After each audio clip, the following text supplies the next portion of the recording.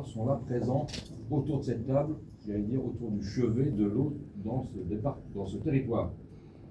Parce que de ce que j'observe depuis quelques semaines maintenant, une des grandes fragilités de ce sujet, c'est qu'il n'y a pas de consensus politique. Je n'ai jamais entendu depuis que je suis là, tous les élus ensemble, et peut-être que c'est l'occasion ce matin, dire on va tout faire pour sauver l'eau dans ce territoire.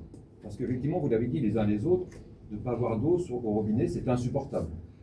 Dans un pays moderne comme la France, au XXIe siècle, ça n'est pas entendable qu'il n'y ait pas d'eau au robinet. Ça perturbe la vie des gens, ça c'est clair. Ça perturbe la vie de l'économie, vous l'avez dit, ça c'est clair. Et ce problème est tellement ancien qu'il ne pourra être résolu que si tout le monde se met autour de la table et tout le monde crie haut et fort, il faut que ça cesse, on va tout faire pour que ça cesse. Et ce discours, pardon de le dire comme ça aussi crûment, depuis que je suis là, depuis 2 mois, je reste modeste, mais depuis que je suis là, je ne l'ai pas entendu. Ce discours collectif, j'entends, j'entends bien des discours individuels, mais que tous ensemble on se dise, il faut que ça cesse, je crois qu'il faut qu'on le dise ce matin, il faut que ça cesse.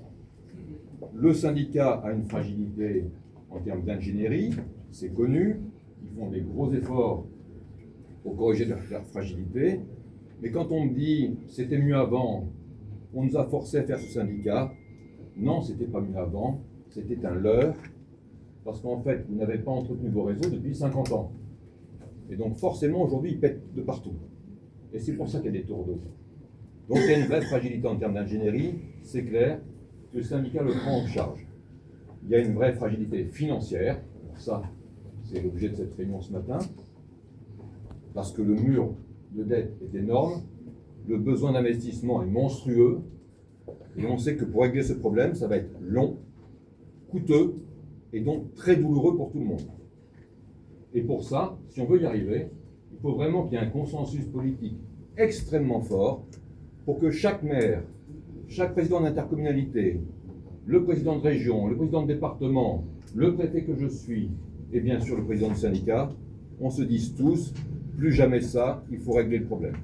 Et moi, si je suis là ce matin, monsieur le président du conseil régional, c'est bien pour affirmer haut et fort ce message et dire que l'État est là.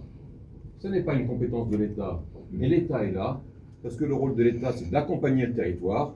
Et dans cette logique-là, l'État est présent auprès des acteurs pour faire en sorte qu'effectivement, les fragilités d'ingénierie soient réglées, les fragilités financières soient réglées, et que le consensus politique, on puisse le porter tous ensemble.